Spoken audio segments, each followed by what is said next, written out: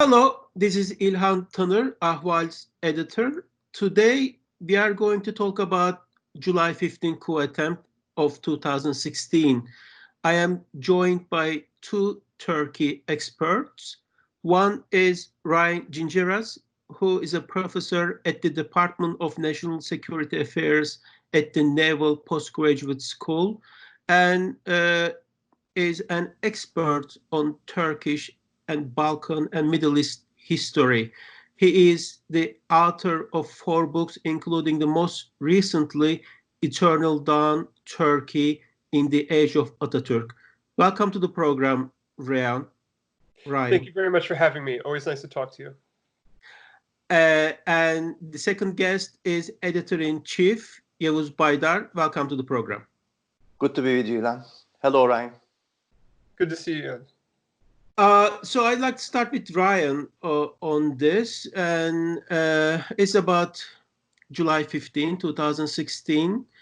There was a coup attempt on a Friday night in Turkish time and late afternoon in Eastern time.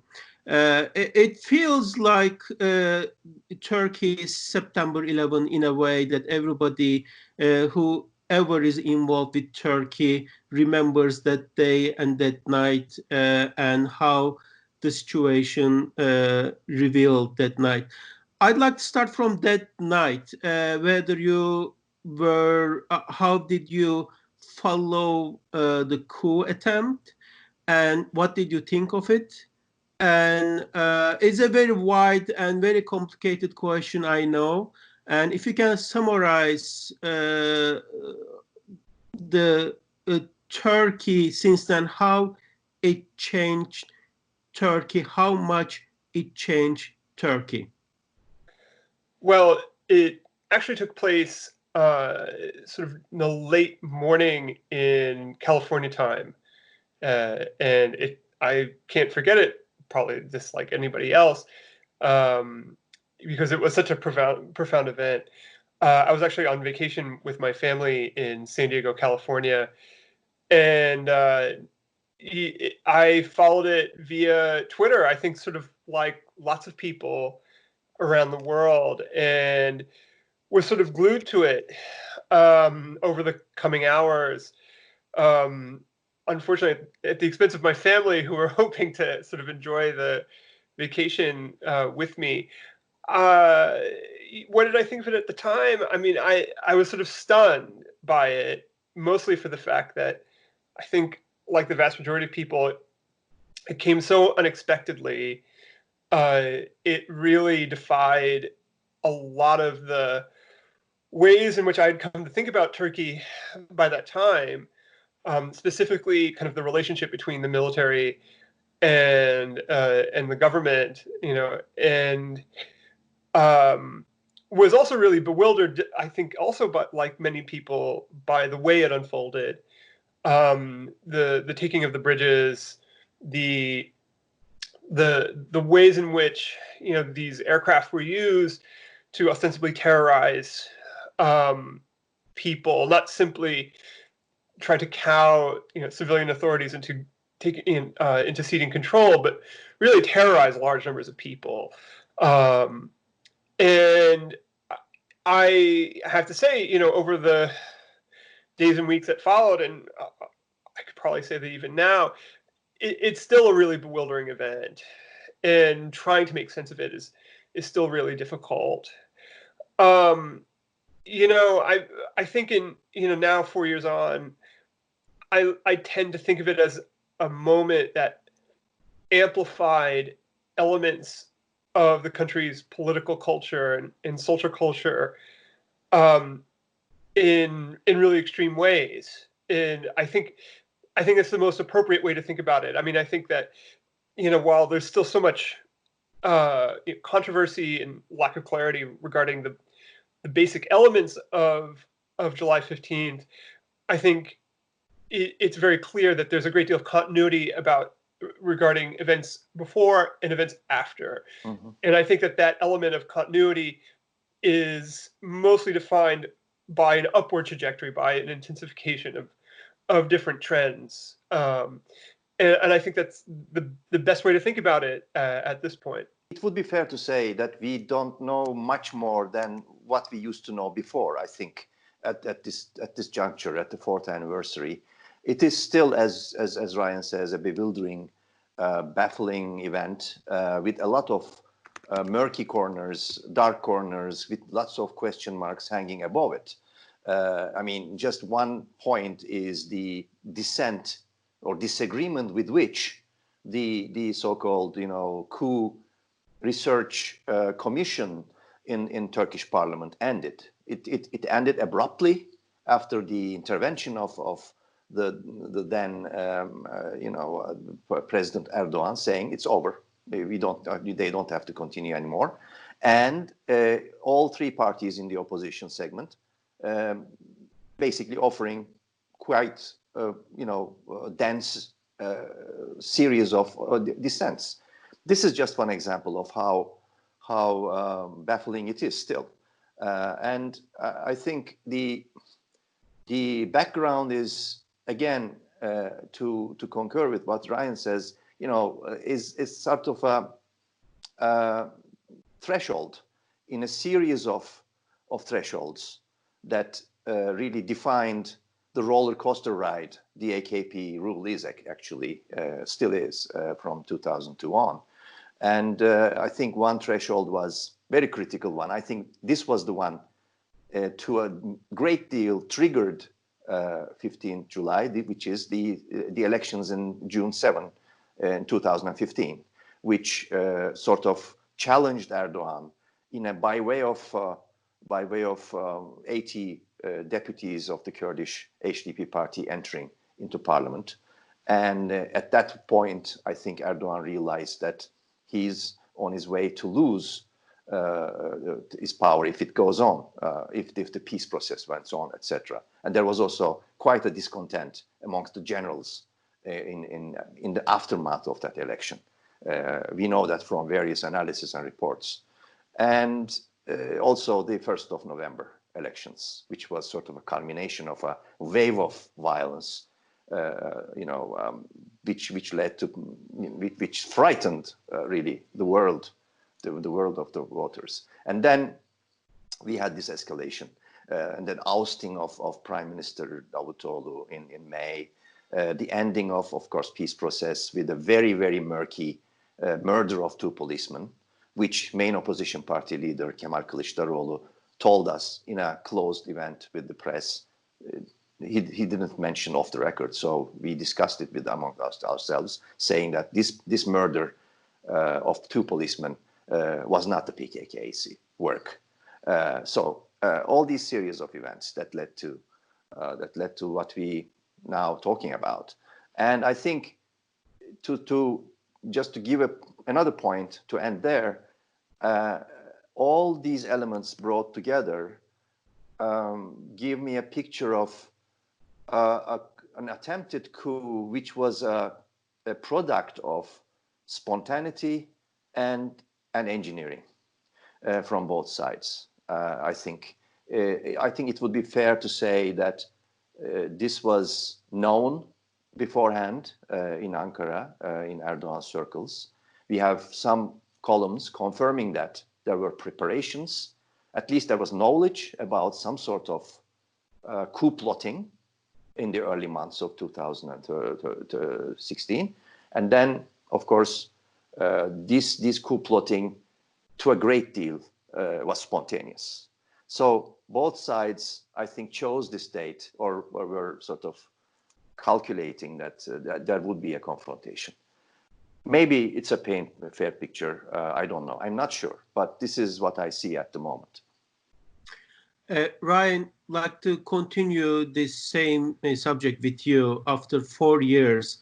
As you know, there is a narrative in Turkey by the Turkish administration. It's a coup attempt, engineered and done by the Gülenists, and it's from top to down.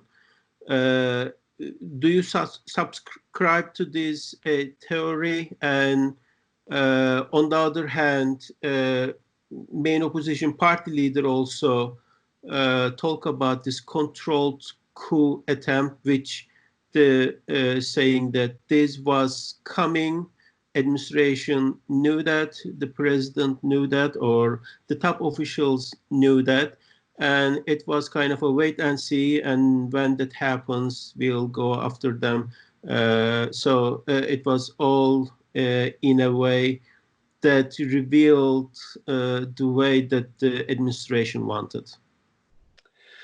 I think the best way to summarize my feelings about this is I don't really have I don't have a very strong opinion about the origins of the coup or its motivations, for the fact that I think that the public is asked to trust conclusions that were made literally as the coup was being enacted, and that subsequent events clearly, in terms of investigations and in terms of the purges that were enacted thereafter, and in terms of the politicization of the event, to this day, have been made to fit those original conclusions. I would disagree somewhat with Yavuz about the idea about foreknowledge. I think that it's clear that I think the most confident we can say about foreknowledge is that there was maybe indications earlier that day that there was something occurring. In terms of foreknowledge before, let's say, the morning of July 15th, I'm not sure. I mean, I would say that within Ankara there is probably a relatively consistent degree of suspicion or rumors about the potential for political instability, whether it's you're talking about coups or terrorist attacks and things like that. And I'm sure that the hum of these rumors may go up, may go down. Things, typically don't happen. So I'm not necessarily. I'm not very partial to this idea that there was a kind of long expected coup in which Erdogan waited it out and hoped to use it to his advantage. That's not necessarily something that I'm 100% prepared to believe, because I don't see a lot of really kind of concrete evidence to that effect. Mm-hmm. In terms of who I think was behind it and so on, the short of it is that I can believe that Gulanis formed a part of it, that they comprise the whole of the coup. I don't know. I think it's certainly likely that there may have been lots of different individuals or factions that comprised it. I would say that what I find somewhat curious is, and still really not explained, is what the coup was actually about and what it was actually had hoped to achieve, other than to remove Erdogan from power. It is. I don't think I've ever really read or have heard a very convincing explanation to that issue, to that question. And I think that even with the passage of time, I'm not sure we're ever going to really get concrete answers to any of this. True. Let me take from there again. There's some question marks. Of course, we can always ask questions, and one of the questions is, of course, being a sort of an Islamic sect, let's say, group. Gulenists were far more easier for any kind of secret service penetration than let's say PKK or any leftist organization. It's very easy. You can just start praying in a mosque together with them, stop drinking alcohol, whatever. I mean, it's an easy target to penetrate into. So that's one point. Another point is two columnists, one being writing, I think, in Türkiye Gazetesi, the other one in Sabah. There are three or four columns in April preceding the coup attempt, clearly indicating that there was knowledge at least in their side, that some sort of assembly in Ankara and Istanbul were happening. And point number 3, which baffled me, which still does, in one of the 289 indictments, one about the caserne near Kemerburgaz in Istanbul, the prosecutors are talking about, in a series of, in 4 or 5 weeks, 54 meetings taking place with the officers belonging to that caserne, this kışla, or coming from outside. 54. Mm-hmm. I mean, it must be a really sort of a teen army, or cartoon army management that didn't question what these meetings were all about. If it was 2 meetings, 3 meetings, I would say, okay, fine. This is convincing. But I am really not convinced about the lack of knowledge about. Just an example of one of these murky sides. And the 4th point, I think, what I want to hear Ryan's analysis about this is the very choreography of this coup d'etat, which tells us this, more or less. On colonel level or lieutenant colonel level, up to 1-star generals, we see the main bulk of the putschists. Then you go to 2, 3-star, 4-star generals, which they may have taken side earlier or not, or that they must have stood firm. They are not really affiliated with directly with the coup at the attempt. And then you have these sort of majors, etc., lower ranks. But overall, I think 5 to 7% of the army took part in that action that night. It's very low level. But I think we can talk about the ranks, involvement of ranks. We talk about, when we talk about Greek coup, for example, we talk about, or Gaddafi coup, this is colonel's coup. So what confirms this involvement or domination of the Gülenists segment in that is that, of course, there were new upcoming officers affiliated directly or indirectly with the Gülen section.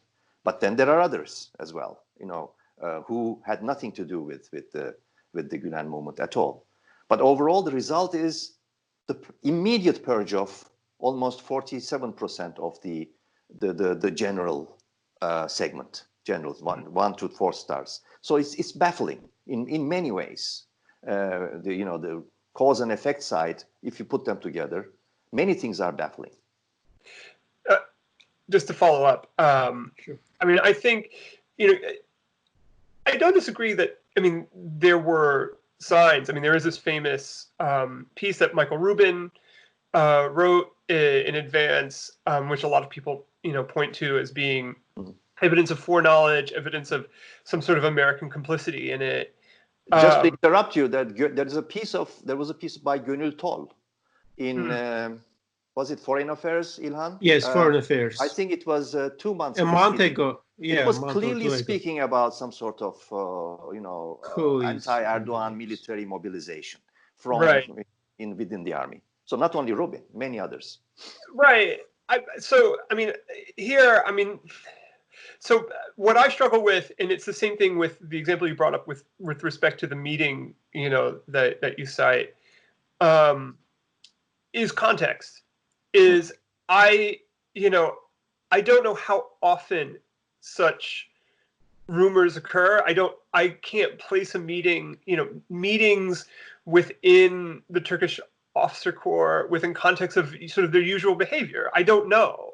And I think, I'm relatively small c conservative when it comes to trying to write or venture my opinions about Turkey, because I think that there's usually, a tendency, especially with sort of major events where the details are murky, to kind of hang your hat on single items of evidence and try to sort of speculate from there. And, if you were to tell me that, 4 months out, there were consistent and very clear signs of a coup, and that this was something being monitored and cultivated, and that, and not only was it anticipated that that Erdogan and sort of his circles were planning on it in order to pounce and take some sort of advantage of it. Can I believe it? I don't know. I suppose I could believe it, but I would have trouble believing it based on the evidence that I've seen so far. That said, I would, I think that I don't want to confuse necessarily events, sort of suspicions about events before with the really concrete events that occur after. The really concrete events that occur after are purges. And the purges seem to me in line with a broader tendency that was already going on in the country at that time, which was the cleansing of the state of any and all suspected elements or individuals who were deemed threatening. And I think, that's why I would associate July 15th as an event that amplified previous trends, as opposed to something that, sort of a rupture that led to new trends. And I would sort of just, as a last point, I mean, it's clear that lots of different types of people fell victim to the purges thereafter. Individuals who did not necessarily have anything to do with the coup whatsoever. And I think the example that I would point out, and it's something that's been sort of documented within the Turkish press, and it's something that I'm somewhat familiar with, are officers who were educated in U.S. military institutions. And it's clear that as a group was specifically targeted. Now, begs the question, why? Do I believe that it has totally to do with any kind of complicity in the coup attempt? Most probably not. And more probably, it was, part and parcel also of a broader attempt to begin to, cultivate a new strata of officer within the military that was more ideologically or professionally to the liking of senior civilian officials. Yes, and also the question remains, and I pointed out already, why up to 48% of the generals immediately were victimized by this purge, many of whom absolutely had nothing to do with the claims that they were affiliated with Gülen movement, Gülen group. So clearly, and I agree, this should be taken as a point of analysis for what happened afterwards. We also know what happened concretely that night. Yeah. And also some parts of it in Ankara is murky, but one question mark again being why those skillful Air Force pilots did miss Parliament or Palace. They only bombarded the margins, the sides of these two major targets, which could not be missed. But again, coming back to that night, I think one memory of shame, I think, is the massacre that took place on the bridge against these order-taking soldiers who had absolutely no idea probably what they were called for outside, and also the lynching and also the sentencing of the cadets of Kuleli. But the latter got lost in the myth building, and they are still labeled as enemies and traitors, etc., etc. And their families still cry out in vain. But there seems to be no way of rescuing these youngsters, 17, 18-year-old, 19-year-old cadets. Who were used, I think, in some way or one way or another as pawns, just for the conclusion of that night. But I think I will go in a little bit to what the consequences or repercussions of this coup attempt was that night. It seems there seems to be a continuity, as you say, Ryan. The lists of to be purged.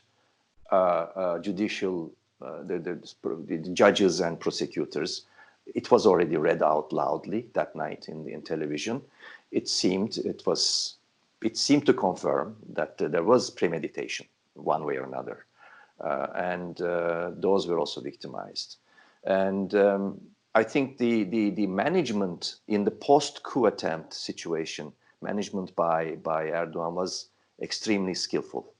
And the assembly in Yenikapı, pushing the main opposition to a corner, and basically leaving no alternative, no option but to joining his party on the stage at that night, at that day in Yenikapı, was a result of extremely skillful political engineering, and as part of the myth building that followed, which was sort of a fed with lots of rhetoric that Erdogan used as baits for all these social and political groups which hated the guts of the Gülen group. And then he was able to unify the extreme left, Turkish left, large segments of Kurds, etc., and perhaps blurred their foresight or predictions, these groups, that they would be next targets, next victims, as soon as the state of emergency came. People still were unable to understand what the state of emergency meant for them. And I think general belief in the following weeks was, okay, we know who was behind this coup and who the target is, and we will be spared, which didn't happen, which only happened in a contrary way. Yes, after the coup attempt, about 2 years, Turkey was managed by state of emergency, in which Erdogan won 2 critical elections. One that he changed the system of Turkey, then he became the president. Ryan, looking at from here, 2020 of July, going forward, with all the troubles Erdogan is facing, how it's going to go from here now that the economy is tanked and there is a erosion of support in Turkey, and the effects of the coup is getting older. It has been 4 years now. People are looking out for new things. There are new parties coming from Erdogan's party. Do you see any light at the end of the tunnel for Turkey? I think the point you raise more specifically about the fact that 4 years on, the coup does feel like it slipped more into history. I think it's an interesting point, and I can be convinced that that's the case for large numbers of voters, as well as large numbers of people who are in positions of authority or have or power, not just people with political power, but people who are leaders of industry, people who are who work within the media and so on. I think I have trouble sort of speculating sort of long-term trends in Turkey. Even before 2016, there were signs that Turkey's economy was in trouble, and over these last 4 years, I've been really pessimistic, for example, about not simply the Turkish economy, but the effect that it could have on Erdogan's hold on power. And here we are in 2020. Economy is obviously quite bad. One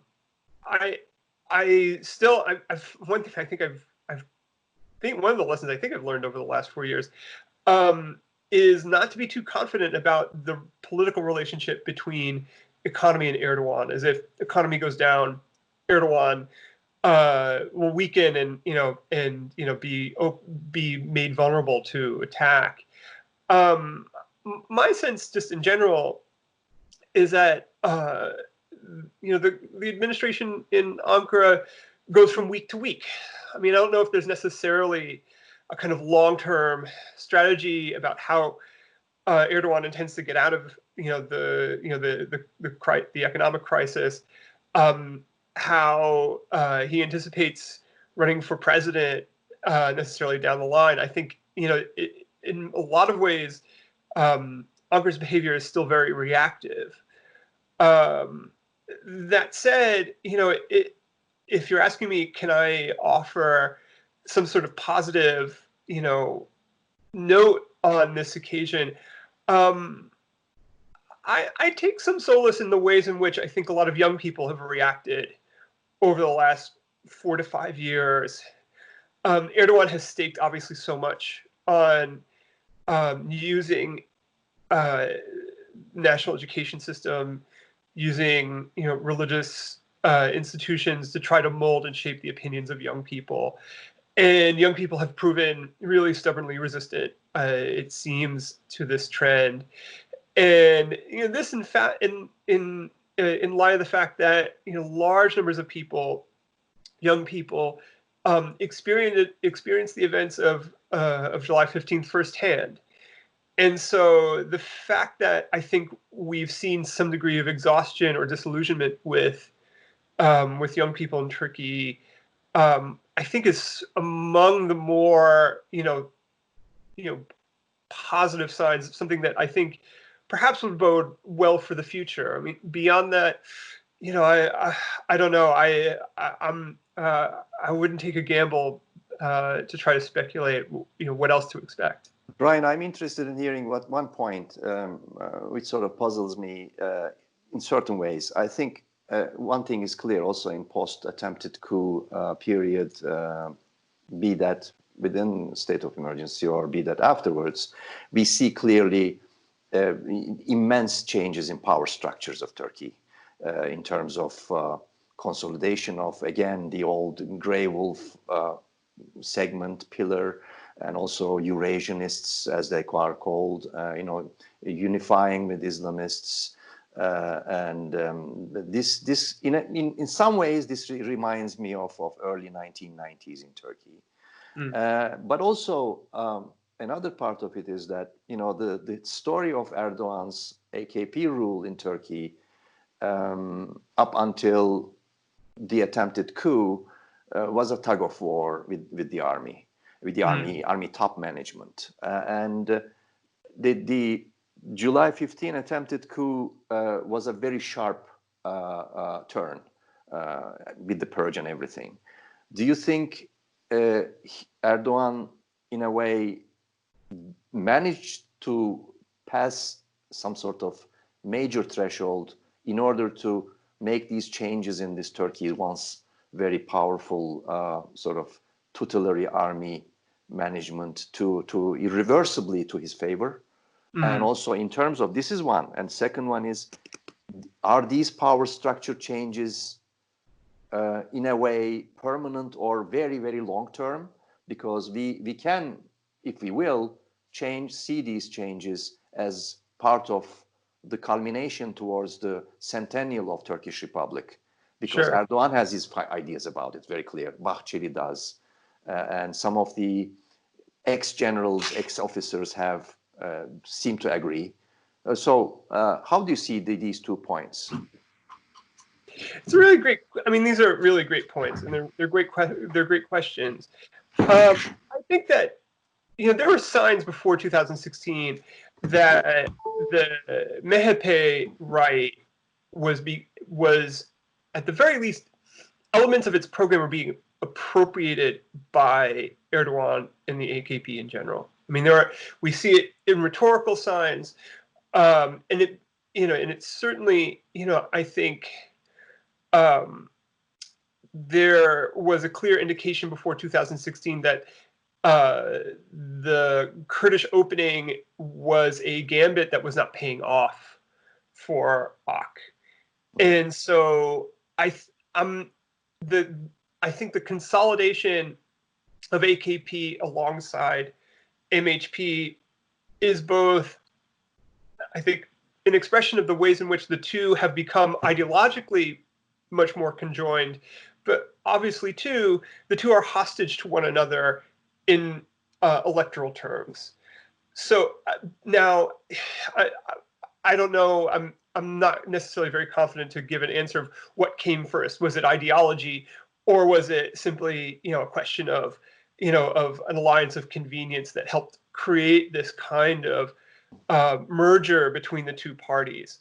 But I think among the things that 2016 affirmed is that the rhetoric and the imagery that Erdogan promoted thereafter of this kind of fedayeen type, warriors for the Turkish state, defenders of Erdogan, and sort of those who would would sacrifice themselves in the name of protecting the AKP's government and the Turkish state itself.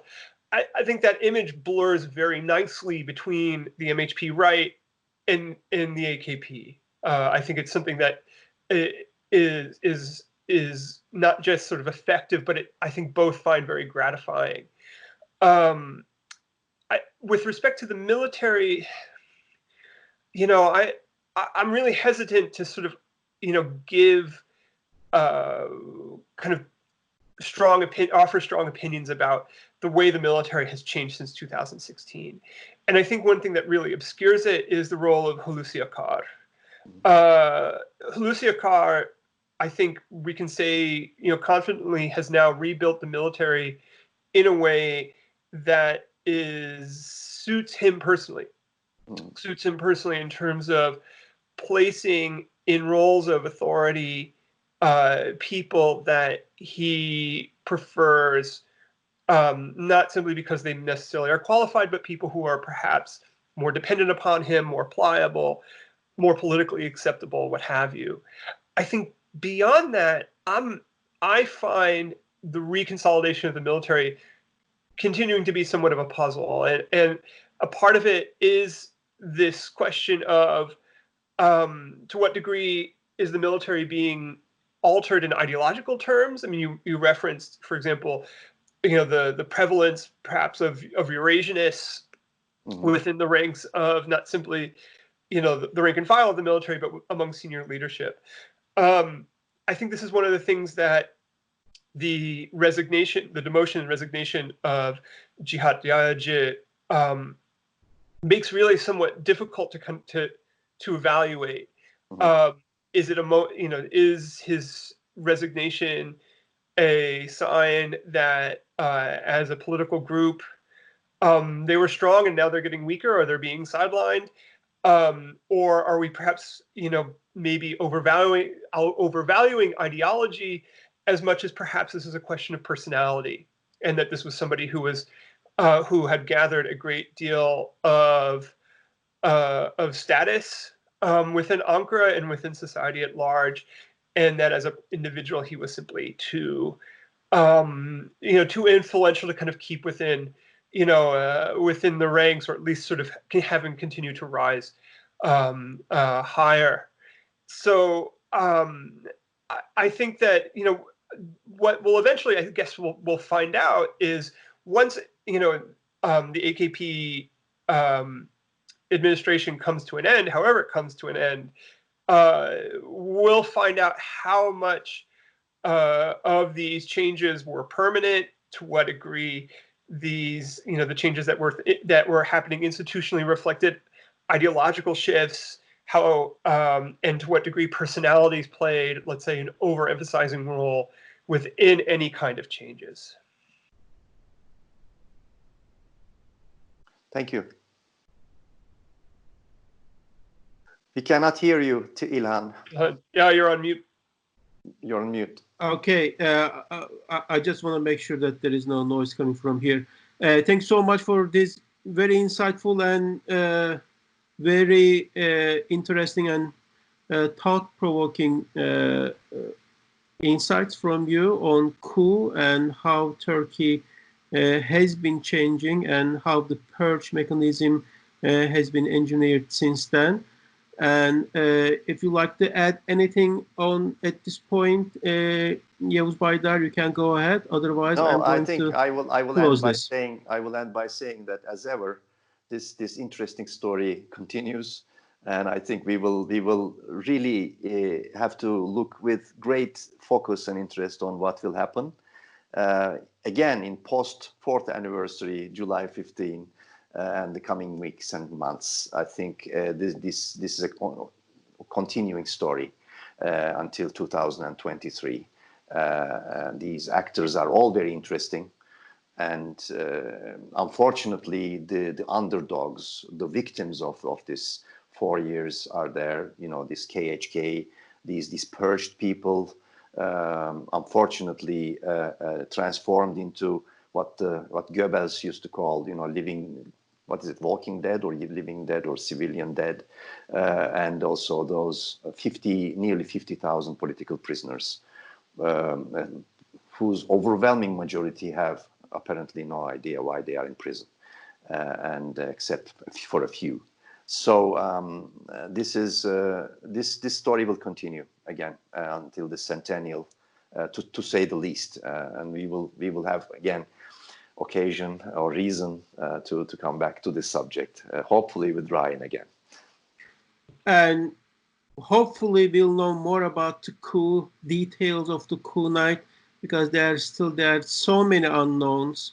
Maybe never. On that night, what happened at the Akıncı Air Base, how it developed, because we don't see the footages. There are still footages are missing from the Akıncı base, or there are people who played very important roles at that night, and they never went to neither the commission at the parliament nor any trials to talk about what they have seen, including the General Chief of Staff and the head of the intelligence service that night. And also there are a couple other very important actors on that night, never talk about it, never shared their experience, and the whole world still in dark in on that many points. Thanks so much for coming on tonight, and hopefully we'll continue to talk about this in the future. Thank you. Thank you, Ilhan. Thank you, Yavuz. Thank you, Ryan. Thank you, Ilhan.